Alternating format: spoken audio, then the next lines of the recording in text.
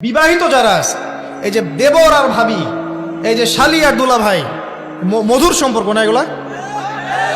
তারা এগুলো মধুর সম্পর্ক দেখা যায়। সুবহানাল্লাহ। এই যে আমার এখানে ফোন আছে না, আমাদের অফিসিয়াল পেজ আছে, অফিসিয়াল পেজে যত প্রশ্ন আসে দেখি ম্যাক্সিমাম জেনা কেন্দ্রিক, ব্যভিচার কেন্দ্রিক, পরকীয়া কেন্দ্রিক। একজন প্রশ্ন করেছে যে দুলা ভাইয়ের চরিত্র এত খারাপ ছিল, আর ওই মেয়ের বয়স তখন কম ছিল, 13 বছর বয়স। 13 বছর বয়সের মেয়ের দিকে সে চোখ দিয়েছে। যাকে বিয়ে করেছে তার সাথে তো সম্পর্ক আছেই। এটা কে? আচ্ছা, যাকে বিয়ে করেছে ওর সাথে তো সম্পর্ক আছেই। তারপরে আপনার শালির সাথে সম্পর্ক। এখন শালির সাথে তার 2 বছর ধরে সম্পর্ক করার পর সেগুলোর ভিডিও ধারণ করেছে, ধারণ করে তাকে ব্ল্যাকমেইল করছে যে যদি আমার সাথে খারাপ কাজে সে রাজি না হয় তাহলে এই ভিডিওগুলো ভাইরাল করে ফেলবে। এই যে অনলাইনের যুগ, এখন তো মানুষ নিশ্চিন্তে মানুষ যে একটা প্রাইভেট লাইফ লিড করবে সেটাও করতে পারে না। প্রাইভেট লাইফের সব কিছু রেকর্ডেড হয়ে যায়, হয় না? তো এটা একটা ফিতনা, মহা ফিতনা। এখন সে রেকর্ড করেছে, এইভাবে ব্ল্যাকমেইল করে এই শালীর সতীত্ব নষ্ট করলো। 1 বছর 2 বছর না, 3 বছর ধরে। এখন এই মেয়ে প্রশ্ন করছে পেজের মধ্যে যে এখন তার মানসিক অবস্থা এতই খারাপ, সে জিজ্ঞাসা করছে আমি যদি আত্মহত্যা করি তাহলে আমার পাপ হবে কিনা। এই মেয়েটা যদি আপনার বোন হতো কি করতেন আপনি? আল্লাহ না করুক এই মেয়ে যদি কারো মেয়ে হতো তাহলে কি করতেন আপনি? আপনার কাছের কেউ হলে আপনি কি করতেন? এখানে ওই শাস্তিটা না বলে সামনে যেতে পারছি না। শোনেন, যারা বিবাহিত ব্যক্তি হওয়ার পরেও পরকীয়া করেছেন, বিবাহ করার পরেও পরকীয়ার পাপে লিপ্ত ছিলেন বা এখনো আছেন, জেনে হোক না জেনে হোক করেছেন, অথবা এটা জেনে করেছেন যেটা একটা খারাপ কাজ তারপরেও করেছেন, রাসূলুল্লাহ সাল্লাল্লাহু আলাইহি ওয়াসাল্লামের হাদিস এবং আল্লাহ পাকের কালাম অনুযায়ী তাদের শাস্তি হচ্ছে কোমর পর্যন্ত মাটিতে পুঁতে ফেলে পাথর নিক্ষেপ করে রজম করে হত্যা করা। ইসলামিক যদি কোনো রাষ্ট্র থাকতো বা এটা যদি হতো, বা এটা যদি ইমামুল মাহদির যুগ হতো বা ওমর রাদিয়াল্লাহু আনহুর যুগ হতো, তাহলে এই শাস্তির বাইরে আপনি চলতে পারতেন না যদি এটা প্রমাণ হতো। এই শাস্তি যদি দুনিয়াতে কার্যকর নাও হয়, আপনি যদি তওবা না করে মারা যান তাহলে কিয়ামতের মাঠে এই শাস্তি আপনি ভোগ করবেন। খুব মজা লাগছে পরকীয়া করতে। সকালে একটার সাথে, দুপুরে একটার সাথে, আজকে একজনের সাথে রাত কাটান, কালকে আরেকজনের সাথে রাত কাটান, খুব মজা পাচ্ছেন। রাত্রেবেলা মদ খান আর হোটেলে রাত কাটান, সকালবেলা আবার অফিসে যান। আমাদের শহরের এগুলা কালচার কোত্থেকে আসলো? এই শহরকে পবিত্র করবে কে এবং এই শহরের আসল রূপগুলো স্পষ্ট করবে কারা? খুব মজা পাচ্ছেন এগুলোতে। সুবহানাল্লাহ। একটা বিষয় বুঝাই, ইসলামে কেসাস আছে, কেসাস। মনে করেন আমাকে কেউ হত্যা করেছে, আপনি তাকে হত্যা করতে পারবেন। মনে করেন আপনি কাউকে হত্যা করেছেন, ঠিক আমাদের লজের মধ্যে কেউ যদি কাউকে হত্যা করে তাকে ফাঁসি দেওয়া হয় না, এরকমই কেউ যদি কাউকে হত্যা করে ইসলামের বিধান কেসাস করা, মানে হাতের বদলে হাত, চোখের বদলে চোখ, কানের বদলে কান, নাকের বদলে নাক, জানের বদলে জান, যদি প্রমাণ হয়। কিন্তু এখানেও হত্যাকারীর বাঁচার সুযোগ আছে। কিরকম? মনে করেন আপনি আমার পরিবারের কাউকে হত্যা করেছেন, আল্লাহ না করুক। এখন আপনি এসে আমাকে ক্ষমা চাচ্ছেন যে আমার ভুল হয়ে গেছে, আমি রক্তপণ দিব, আমাকে মাফ করে দেন। এখন আমাদের পরিবারে কি আপনাকে বললো ঠিক আছে আপনাকে মাফ করে দিলাম, আপনার কেসাস করার দরকার নেই, আপনি রক্তপণ দিয়ে দেন, তাহলে আপনি বেঁচে থাকার সুযোগ পেলেন। কথা বুঝতে পারছেন? একটা হচ্ছে মুরতাদ। মনে করেন কেউ ইসলামের কিছু বিষয়কে অস্বীকার করেছে, তাকে জেলখানায় বন্দি করে রাখা হবে, সুযোগ দেওয়া হবে যে আপনি কি এগুলো জেনে শুনে বলেছেন নাকি এর উপর অটল থাকবেন না ফিরে আসবেন। সে যদি বলে না আমি তওবা করলাম, আমি এগুলো থেকে ফিরে আসলাম, ও বেঁচে থাকার অধিকার পেয়ে গেল। কিন্তু বিবাহিত ব্যক্তি যারা ব্যভিচার করেছে, বিবাহিত ছেলে বা মেয়ে ব্যভিচার করেছে, তওবা করে যদি ফিরেও আসে, রজমের শাস্তি থেকে বাঁচার কোনো সুযোগ নেই। বুঝতে পারছি না? একজন মহিলার কথা বলি তারা বুঝতে পারবে। এটা একজন মহিলা সাহাবীর ক্ষেত্রেও হয়েছে, একজন পুরুষ সাহাবীর ক্ষেত্রেও হয়েছে। আচ্ছা, পুরুষ সাহাবীর কথা বাদ দিয়ে মহিলা সাহাবীর কথাটা বলি। মহিলা সাহাবী এসেছেন, এসে নবীজিকে বলছেন ইয়া রাসূলুল্লাহ তাহিরনি, আমাকে পবিত্র করুন, আমি একটা অন্যায় করেছি, আমি বিশাল একটা অন্যায় করেছি। নবী সাল্লাল্লাহু আলাইহি ওয়াসাল্লাম বলছে কি করেছো তুমি? তখন সে বলছে আমি জিনা করেছি। নবী সাল্লাল্লাহু আলাইহি ওয়াসাল্লাম বলছেন বাসায় যাও, বাসায় গিয়ে আল্লাহর কাছে তওবা করো, আল্লাহ পাক মাফ করে দিবেন। নবীজি এটাকে হাইড করতে চাচ্ছেন, কারণ কি?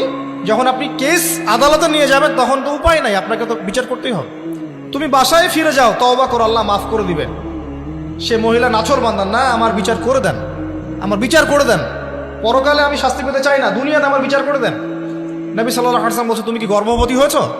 হ্যাঁ, জেনার কারণে আমি গর্ভবতী হয়ে গেছি। এরকম হচ্ছে না এখন? আর যে অ্যাবর্শন করছে না ওই যে ক্লিনিকে গিয়ে, এটাও ট্রেন্ড হয়ে গেছে। হইল, সমস্যা কোথায়? কি এমন হয়েছে? আমার কি কেরিয়ার নষ্ট হয়ে গেছে? ফ্যামিনিস্ট নোংরা মেয়ে কোথাকার। তারপরে এই মেয়ে বলছে, হ্যাঁ আমি গর্ভবতী হয়েছি ইয়া রাসূলুল্লাহ। নবী সাল্লাল্লাহু আলাইহি ওয়াসাল্লাম বলছেন, বাসায় ফিরে যাও, সন্তান যখন খালাস হবে তারপরে এসব বিচার করে দেব। 9 থেকে 10 মাস সে এই সন্তানকে গর্ভে ধরলো। ধরার পরে সন্তান যখন খালাস হয়ে গেল, সে নবীর কাছে এসে সন্তান কোলে নিয়ে, নবজাতক, ইয়া রাসূলুল্লাহ সাল্লাল্লাহু আলাইহি ওয়াসাল্লাম দরুদ পড়বেন, আমাকে পবিত্র করে দিন, আমার সন্তান হয়ে গেছে এখন। নবী সাল্লাল্লাহু আলাইহি ওয়াসাল্লাম বলছেন, সন্তান কি দুধ খাচ্ছে? হ্যাঁ, দুধ খাচ্ছে। তাহলে তুমি তাকে দুধ পান করাও। কত বছর দুধ পান করাতে হয়? 2 বছর। 2 বছর দুধ পান করাও, দুধ পান করা শেষ হবে তারপরে এসে তোমার বিচার করে দিব। এবার 2 বছর দুধ পান করানোর পর এই মহিলা এসেছে, সন্তানের হাতে একটা রুটি। নবীজিকে বলছেন, ইয়া রাসূলুল্লাহ সাল্লাল্লাহু আলাইহি ওয়াসাল্লাম, আমার সন্তান এখন রুটি খেতে পারে, আমার সন্তান এখন রুটি খেতে পারে, আমার বিচার করে দিন। তখন নবী সাল্লাল্লাহু আলাইহি ওয়াসাল্লাম বলছেন, সাহাবীরা, তোমাদের মধ্যে কেউ কি আছো এই সন্তানের দায়িত্ব নিবে? একজন আনসার সাহাবী বলছেন, আমি দায়িত্ব নিব। তখন এই আনসার সাহাবীর কোলে নবী সাল্লাল্লাহু আলাইহি ওয়াসাল্লাম এই বাচ্চাকে তুলে দিলেন। তুলে দেওয়ার পর খালিদ বিন ওয়ালিদ রাদিয়াল্লাহু আনহু অন্যান্য সাহাবীদেরকে বললেন, যাও এই মহিলাকে নিয়ে যাও, কোমর পর্যন্ত গেড়ে দিয়ে রজম করে হত্যা করো। এবার এই মহিলাকে নিয়ে যাওয়া হচ্ছে। একটা কথা বানিয়ে বলছি না, আপনার আলেম ওলামা যারা আছেন জিজ্ঞাসা করবেন কওমি মাদ্রাসার। এই মহিলাকে নিয়ে যাওয়া হচ্ছে, মহিলাকে পাথর নিক্ষেপ করা হচ্ছে। পাথর নিক্ষেপ করার মধ্যে খালিদ বিন ওয়ালিদ রাদিয়াল্লাহু আনহুর পাথরও ছিল। খালিদ বিন ওয়ালিদ রাদিয়াল্লাহু আনহু নাম শুনেছেন না? বীর সাহাবী, তিনি পাথর নিক্ষেপ করেছেন একটা।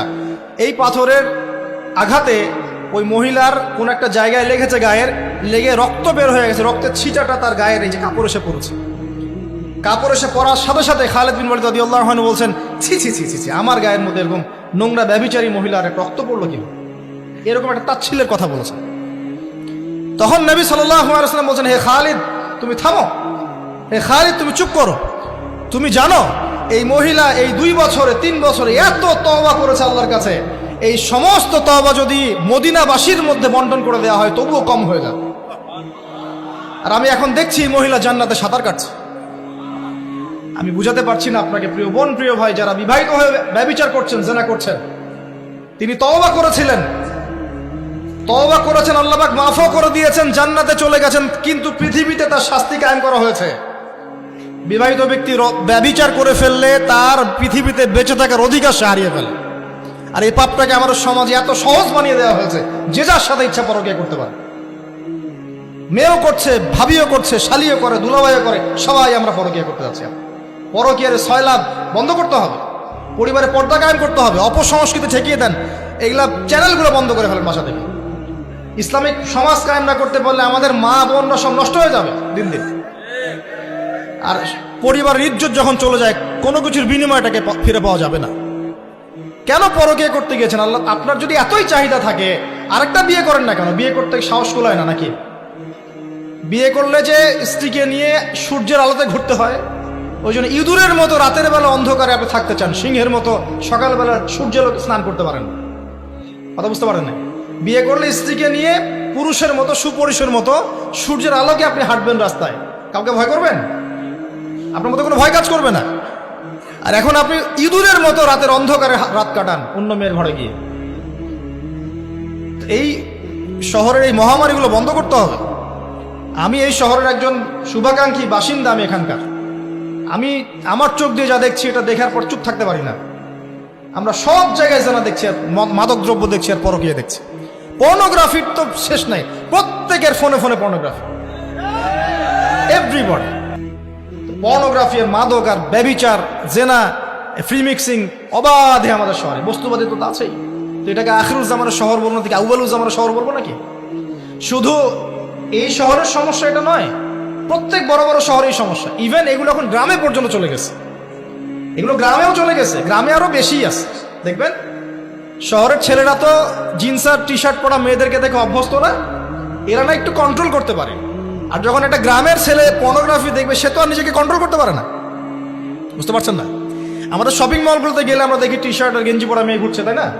এটা দেখতে দেখতে অভ্যস্ত আমরা, এই জন্য আমরা কন্ট্রোল করতে পারি কিছুটা হলেও, তাই না ছেলেরা? কিন্তু গ্রামের ছেলে মেয়ে যারা, তারা কিন্তু পর্ন দেখলে আর কন্ট্রোল করতে পারে না। এবং গ্রামে ধর্ষণ দিন দিন বাড়ছে, ডে বাই ডে। এই সমস্যাগুলো বড় বড় প্রত্যেক বিগ সিটিজ অ্যান্ড টাউনে এই সমস্যা, একই সমস্যা। এর ছড়ালো কারা? ওই পশ্চিমাদের থেকে সমস্ত বিশ্বে এগুলো ছড়িয়ে গেছে। এর এমন একটা সভ্যতা যারা প্রত্যেকটা পাপকে গ্লোবালাইজেশন করে দিয়েছে। সুদ খেয়েছে, সারা বিশ্বে ছড়িয়ে দিয়েছে। মদ খেয়েছে, সারা বিশ্বে ছড়িয়ে দিয়েছে। জেনা করেছে, সারা বিশ্বে ছড়িয়ে দিয়েছে। ফ্যামিলিস্ট রেভলিউশন সারা বিশ্বে ছড়িয়ে দিয়েছে। ব্যাংকিং, সুদভিত্তিক ব্যাংকিং সিস্টেম সারা বিশ্বে ছড়িয়ে দিয়েছে। প্রত্যেকটা সমস্যা দেখবেন ওখান থেকে সারা বিশ্বে ছড়িয়ে গেছে। আর আমরা মনে করি ওরাই নাকি মানবতার মুক্তির পথ দেখাবে। সুবহানাল্লাহ। ওরা তো ছেলে ছেলে বিয়ে করে। যে সম্প্রদায় ছেলে ছেলে বিয়ে করে, ও আমাকে ভালো মন্দ শিখাবে?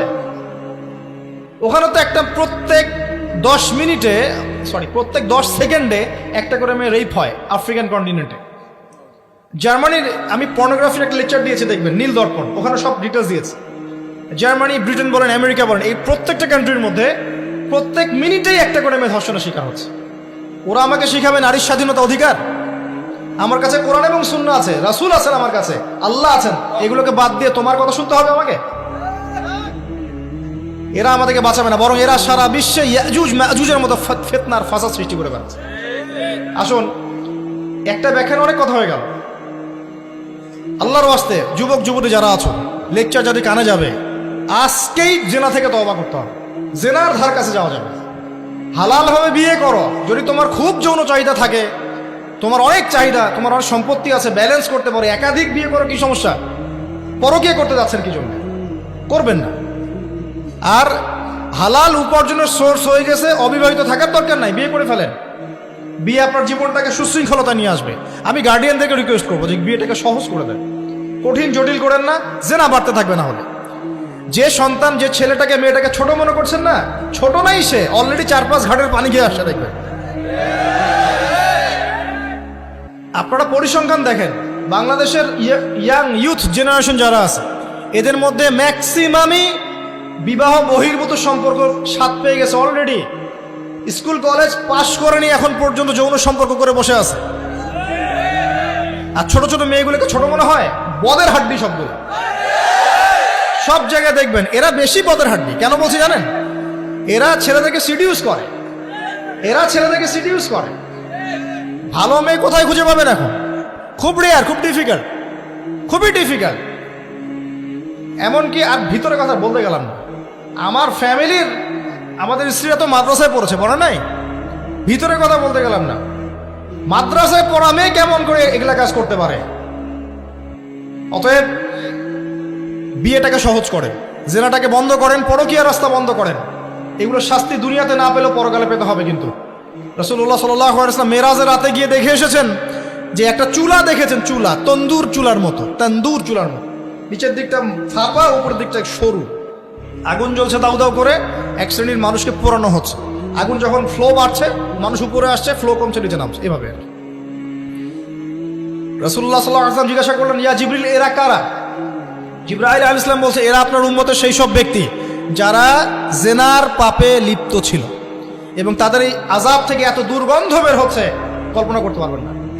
আরেক শ্রেণীর লোককে দেখেছেন, সামনে এই যে ভালো গোশত, পাশে খারাপ পচা গোশত, বসে বসে পচা গোশত খাচ্ছে, ভালো গোশত খাচ্ছে না, শাস্তি হচ্ছে কবরে, বারজাখের জগতে। নবী জিজ্ঞাসা করছেন, এরা কারা? জিবরাইল আলাইহিস সালাম বলছে, এরা হচ্ছে আপনার উম্মতের সেই সব ব্যক্তি যাদের ঘরে পবিত্র স্বামী ছিল, পবিত্র স্ত্রী ছিল, তাদের সাথে সন্তুষ্ট না থেকে তারা পরকীয়া করেছে। আল্লাহ পাক আমাদের শহরটাকে হেফাজত করুন। এখানে একটাই সলিউশন, ইসলামিক অনুশাসন, আদারওয়াইজ অন্য কোনো সলিউশন নাই। কতক্ষণ ভালো থাকবেন আপনি? চতুর্দিক থেকে আপনাকে জেনায় উদ্যুক্ত করা হচ্ছে। আপনি অনলাইনে ঢোকেন, এই যে ফোনটা নেন, ফেসবুকে ঢোকেন, ইউটিউবে ঢোকেন, খালি জেনা আর জেনা। মানে জেনাটাকে এমনভাবে দেখানো হয় যে কি যে মজার একটা বিষয়, কি যে মজা একটা। অথচ জানেন, জেনার মধ্যে যার্রা পরিমাণ কোনো সুখ নাই। আপনি হালালভাবে বিয়ে করেন, আপনি যে সুখটা পাবেন, আপনি শত শত জেনা করলে সেই সুখ পাবেন না।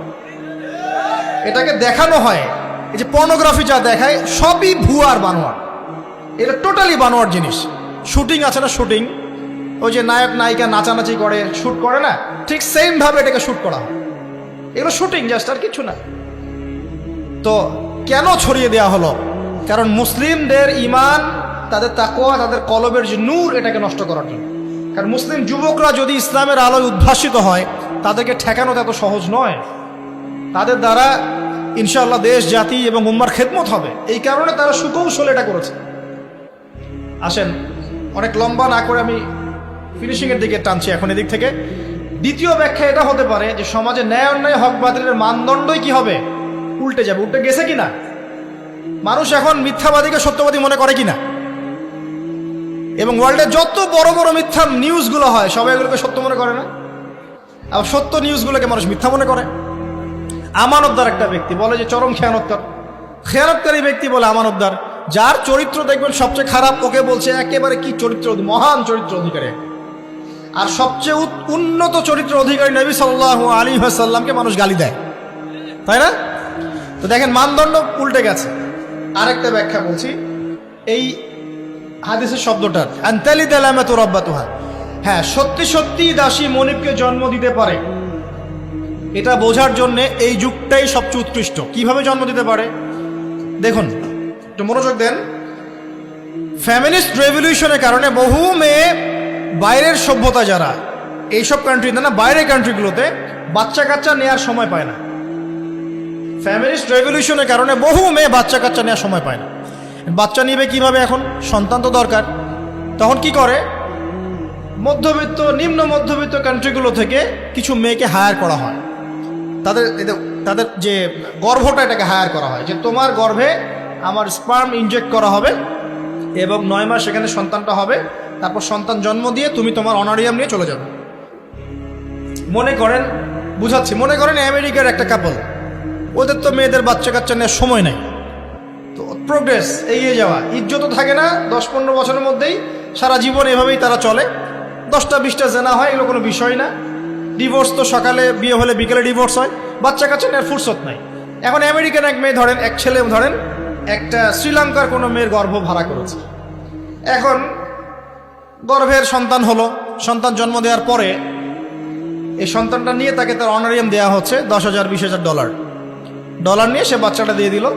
এই যে বাচ্চাটা যে হলো, এই বাচ্চাটা হচ্ছে মনিবের, আর এই মেয়েটা হচ্ছে এখানে দাসী। এই যে দাসী তার মনিবকে জন্ম দিল কি দিল না? বুঝতে পারছেন না কথা মনে হয়? এই ব্যাখ্যাটা আজকে থেকে 30-40 বছর আগেও করা যেত না। এখন 30-40 বছরের মধ্যেই ব্যাখ্যাটা করা যায়। ইসলাম এভাবেই চিরপ্রাচীন, চির নতুন, চির আধুনিক।